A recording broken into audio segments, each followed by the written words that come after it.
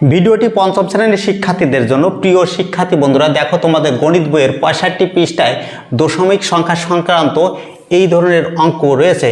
এই অঙ্কগুলো প্রাথমিক বৃত্তি পরীক্ষা 2025-এর জন্য বা দ্বিতীয় প্রান্তিক মূল্যায়নের জন্য খুবই গুরুত্বপূর্ণ। তাই এসো সহজে কিভাবে এই অঙ্কগুলো সমাধান করা যায় তা শিখে নিই। কতটি 0.1 দ্বারা 2.1 গঠন করা যায়?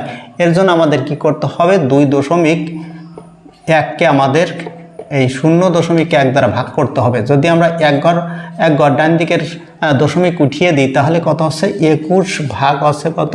1 হচ্ছে, তার মানে হচ্ছে 21। তার মানে 21টি 0.1 দ্বারা 2.1 গঠন করা যাবে। উত্তর হচ্ছে কত? আমাদের 21টি। অনুরূপভাবে আমাদের দুই দাগে কি আছে?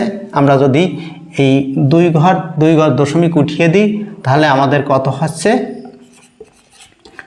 19টি। তার মানে 19টি 0.01 দ্বারা আমাদের কি আছে? 0.19 গঠন করা যায়। অনুরূপভাবে আমাদের তিন দাগেও আমরা যদি এই তিন ঘর দশমিক উঠিয়ে দিই তাহলে আমাদের কি হবে? যে 195টি 0.001 দ্বারা আমাদের 0.195 গঠন করা যাবে। তদ্রূপ আমাদের কি আছে? এই অঙ্কটিতে আমরা যদি এই তিন ঘর দশমিক উঠিয়ে দিই তাহলে আমাদের উত্তর হবে কত? 42,195টি